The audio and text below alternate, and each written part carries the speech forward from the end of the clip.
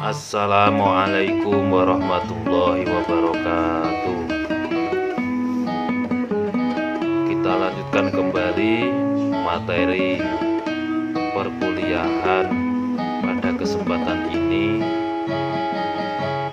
dengan membahas hisab awal waktu sholat Isya.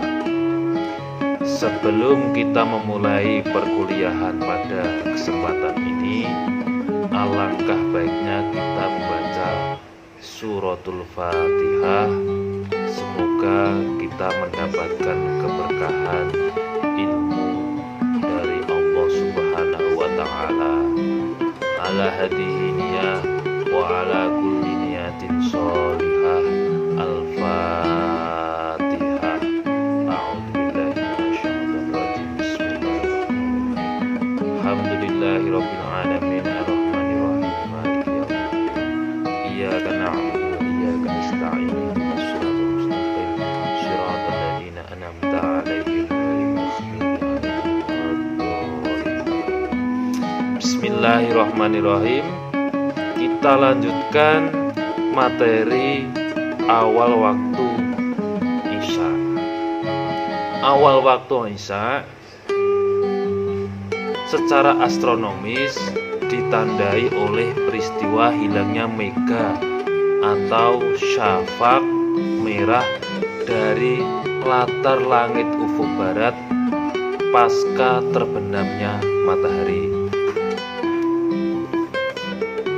Ditandai oleh peristiwa hilangnya mega atau syafaq merah dari latar langit ufuk barat pasca terbenam matahari.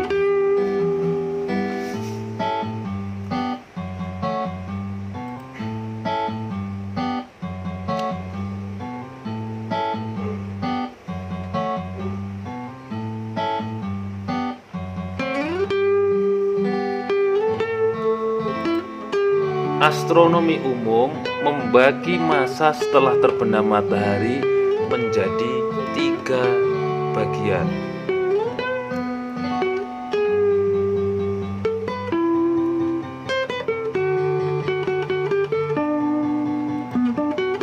Yang pertama, civil twilight sampai H matahari atau ketinggian matahari -6 derajat.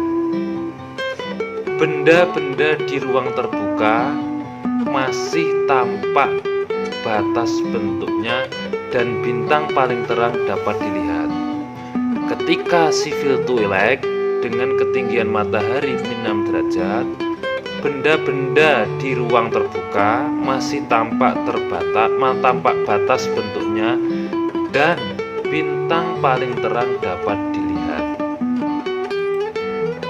Ini adalah gambaran umum ketika civil twilight ketinggiannya -6 derajat. Masih tampak jelas apa yang ada di depan kita, tampak jelas. Yang kedua adalah nautical twilight sampai H matahari -12 derajat. Garis ufuk di laut hampir tidak kelihatan dan semua bintang terang dapat dilihat. Ini adalah gambarnya seperti ini. Ufuk di laut hampir tidak kelihatan dan semua bintang terang dapat dilihat. Itu dinamakan nautical twilight, ketinggian matahari -12 derajat. Yang nomor 3 adalah astronomical twilight sampai matahari -18 derajat. Gambarnya seperti ini. Mohon maaf, gambar agak terlalu redup berkaitan dengan pencahayaan. Nanti bisa diperlihatkan atau dijelaskan di konten gambar yang lain berkaitan dengan civil twilight, nautical twilight, astronomical twilight.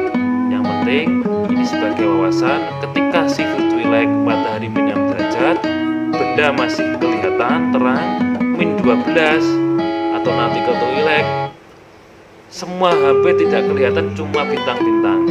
Sedangkan astronomical twilight, di akhir astro twilight mega merah lenyap dan waktu isya masuk. Berarti ketika waktu isya itu ketinggian matahari min 18 derajat. Kita lanjutkan. Jadi nilai H matahari awal isya adalah 0 derajat dikurangi 18 derajat dikurangi D aksen. D aksen itu adalah kerendahan UFO atau ketinggian tempat suatu daerah.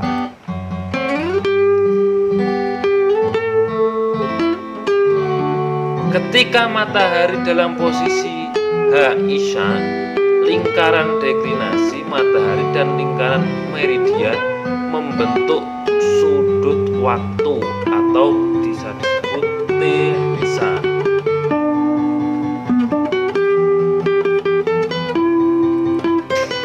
Gambarnya seperti ini. Seperti gambar-gambar sebelumnya, matahari berada di kulminasi atau titik tertinggi di langit, tengah-tengah langit. Matahari zawal tergelincir masuk waktu sholat zuhur. Selanjutnya matahari bergerak sampai waktu syafaq merah atau masuknya sholat isya, di mana ketika itu membentuk sudut. Dan sudut itu dinamakan sudut waktu atau dilambangkan dengan T isya. Nilai T isya dibagi 15 sama dengan jam T, yakni waktu yang membentang antara waktu kulminasi matahari atau WKM dan awal isya. Nilai T dapat kita hitung dengan rumus cos T sama dengan min tan lintang tempat kali tan deklinasi bagi ditambah sin H dibagi cos lintang tempat dibagi cos deklinasi. Seperti rumus-rumus yang sebelumnya. Ini membentuk sudut. Ini adalah H isya. Waktu kulminasi matahari atau WKM plus jam T isya sama dengan awal waktu sholat isya. Nah, langsung kita contoh. Contoh hisab awal isya dalam WIB untuk Surabaya dengan ketinggian tempat 30 meter pada tanggal 2 September 2006. Jadi perhitungannya saling berkelanjutan. Zuhur 2 September 2006, Asyar 2 September 2006, Maghrib 2 September 2006 dengan ketinggian tempat 30 meter, Isya 2 September 2006 dengan ketinggian 30 meter untuk kota Surabaya. Data yang pertama kita masukkan lintang tempat. Ingat, lintang tempat kalau selatan bermuatan negatif, kalau utara bermuatan positif. Sudah, kita masukkan bujur tempat. Sudah, selanjutnya kita masukkan deklinasi matahari.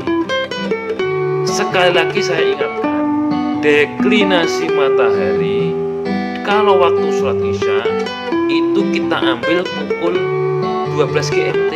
Dari mana?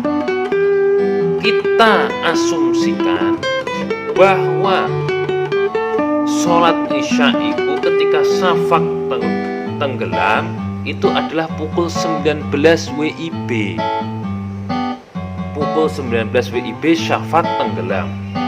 Karena 19.00 WIB itu syafaq tenggelam itu adalah waktu Indonesia Barat, dan waktu Indonesia Barat dengan GMT itu selisih 7 jam, maka dikurangi 7 biar menjadi waktu GMT. 19 kurangi 12 sama dengan 19 dikurangi 7 sama dengan 12 GMT. Kita ambil data 12 GMT di buku Epimeris Hisab Ru'yah pada tanggal 2 September 2006. Seumpama saya suruh mengerjakan tanggal 24 April 2020, berarti kita ambil datanya di buku Epimeris 24 April 2020 untuk sholat Isya, deklinasinya pukul 12 GMT, dari 19 WIB dikurangi 7, selisih GMT menjadi 12 GMT. Kita lanjutkan H Isya, kita hitung dengan menggunakan rumus seperti biasanya.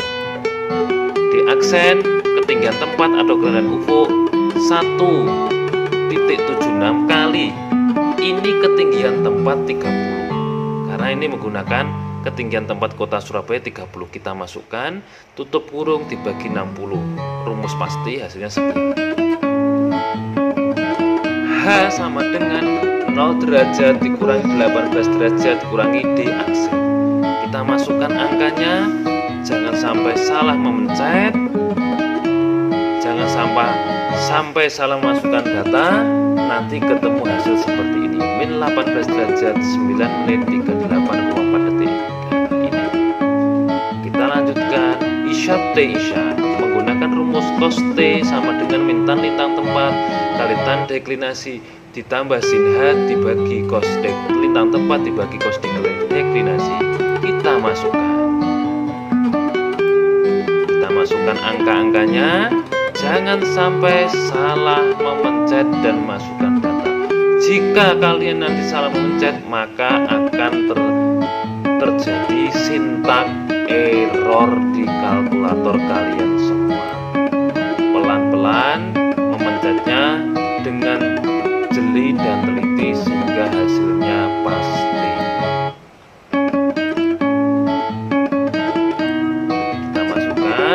Ketemu min 0,299608158. Kita konversikan ke bentuk derajat dengan memencet shift cos ANS sama dengan shift derajat. Ketemu sudutnya 107 derajat 26 menit 2,65 detik. Ketika sudah ketemu, kita hisab awal Isya. WKM dalam WIB plus jam T plus WI waktu ikhtiar. WKM WIB lihat duhur, sholat duhur, WKM-nya jam berapa? WKM itu adalah waktu kulminasi matahari. Yang seperti sebelum-sebelumnya bisa dilihat. Itu kunci utamanya adalah waktu kulminasi matahari itu sebagai langkah awal untuk menambahkan waktu perhitungan waktu sholat selanjutnya. Jam T dibagi 15, kita masukkan angkanya, ketemu pukul 7 lebih 9 menit 44,18 ditambah Isya Local Observer pukul 18 lebih 38 menit lebih 33,18 detik. Kita tambahkan waktu ikhtiar dengan rincian waktu sampai 1-2 menit, karena 1-2 menit itu untuk mencakup luas wilayah suatu tempat atau kota yang kita hitung. Kita hitung 1-2 menit, biar menjadi angka bulat kita tambahkan 1 menit lebih 26,82 detik, hasil akhirnya adalah bulat.